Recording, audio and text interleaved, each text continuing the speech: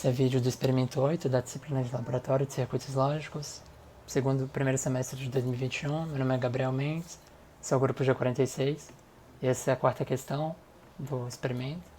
Então essa quarta questão ela tem por objetivo mostrar o impacto do tempo de setup sobre o flip-flop. Nesse caso está sendo utilizado o flip-flop D.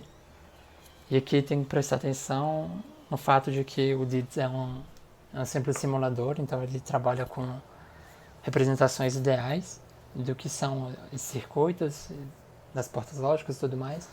Então a questão do tempo de setup não existe no flip-flop fornecido pelo DIDS. Então aquele flip-flop D patch, que é o flip-flop fornecido pelo software, ele não tem a limitação do tempo de setup. O tempo de setup é o tempo que é preciso esperar para que a entrada se estabilize antes do clock sofrer alguma borda de subida. Então, basicamente isso é importante, porque senão se espera esse tempo de estabilização, é possível que a entrada simplesmente mude ali de forma indesejada. Então, a gente queria mas naquele tempo em que aconteceu a borda de subida, houve uma variação de 1 para 0, 1 para 0, e a borda de subida pegou justamente naquele momento zero de instabilidade, que não aconteceria se fosse esperado esse tempo de setup.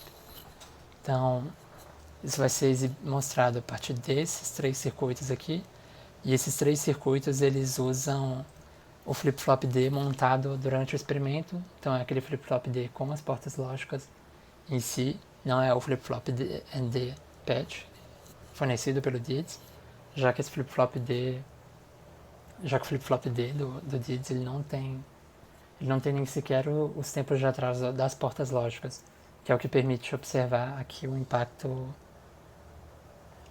do tempo de setup. Então são esses três circuitos. O primeiro circuito é um flip-flop com as entradas D e CLK ligadas ao mesmo gerador de clock, sem nenhuma porta lógica, que criando algum tipo de atraso. Aqui, nesse segundo circuito, a gente tem que a entrada D desse flip-flop está conectada diretamente ao gerador. Então o gerador mudou e foi sentido logo no D de forma simultânea. E depois, na entrada CLK, a gente tem essas quatro portas NOT. Essas quatro portas NOT, elas acrescentam um tempo de atraso, que é o tempo de atraso simulado pelo DIDS. Então a gente tem que aqui D e CLK, eles acabam mudando não de forma simultânea nesse flip-flop.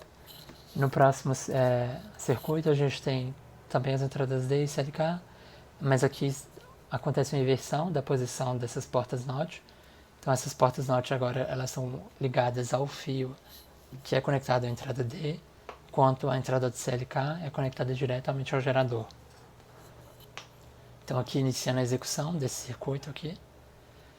Então logo no primeiro momento aqui a gente tem o clock em 0. Quando esse clock vai de 0 para 1, a gente observaria a mudança nas entradas de 0, 0 para 1, nesse primeiro circuito em especial, mas acaba resultando nesse erro aqui, um erro de loop infinito do DIDS. Então é preciso, para executar, para ver esses três circuitos, é preciso executá-los de forma separada. Então aqui tem o primeiro circuito separado. Esse é o primeiro circuito onde não existe aquele tempo de atraso causado por portas lógicas. Então, essas duas entradas estão conectadas diretamente ao gerador. Aqui também tem um LED ligado ao gerador para a gente saber onde que ele está. Então aqui ele está em 0, o gerador em 0, aqui ele vai para 1. Acontece o erro. Esse erro está ligado ao fato de que aqui dentro desse flip-flop, esse não é um flip-flop ideal, então dentro tem essas portas lógicas. E essas portas lógicas elas acabam entrando em contradição, em estado de contradição, com essa mudança dos estados 0, 0 para 1 de forma simultânea. Isso não aconteceria no flip-flop ideal, fornecido pelo DIDS, mas isso é um flip-flop com alguma proximidade, é um flip-flop real, então acaba acontecendo esse erro de contradição aqui. Então agora passando para o segundo circuito. Esse segundo circuito a gente tem a entrada D conectada diretamente ao gerador e a entrada CLK conectada ao gerador através de quatro portas NOT. Então, na prática, o que vai acontecer aqui vai ser que o gerador vai mudar de nível lógico e a entrada D vai mudar junto, enquanto o clock enquanto a entrada CLK vai ser mudada só alguns instantes depois da mudança em D. Então, idealmente, o que era para a gente observar já nesse primeiro circuito, em todos os outros, se não houvesse tempo de setup, nem tempo de atraso de portas lógicas, a gente observaria que a saída seria sempre 1.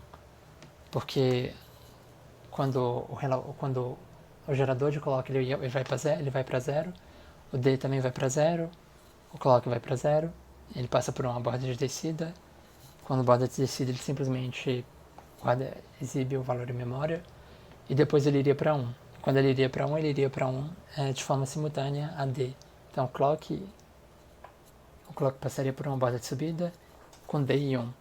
Logo a saída seria 1. E assim sucessivamente, a gente sempre teria a saída Q igual a 1. Então vamos ver aqui o que vai acontecer nesse segundo circuito. Então aqui a gente tem que toda vez que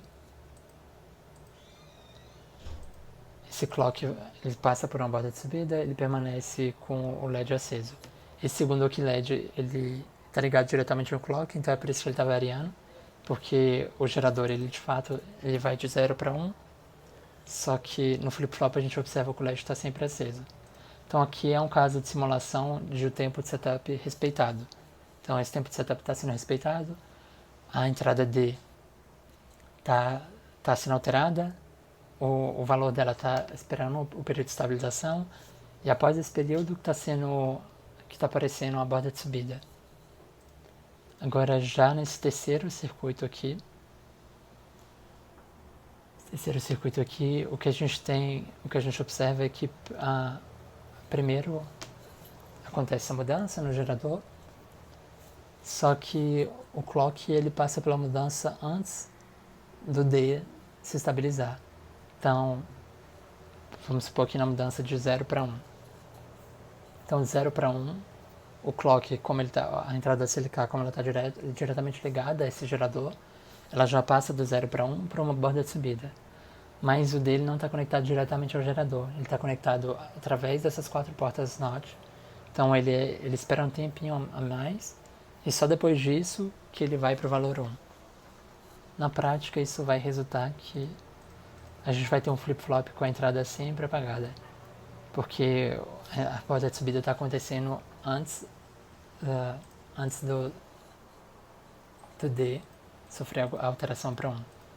Então esse é um caso em que esse tempo de setup ele não é respeitado. Isso mostra um pouco do impacto da importância do tempo de setup. Então se ele não for respeitado, é capaz da saída não representar aquilo que o usuário quer inicialmente. Então aqui a gente quer o nível 1 na saída, mas a gente está obtendo o nível 0.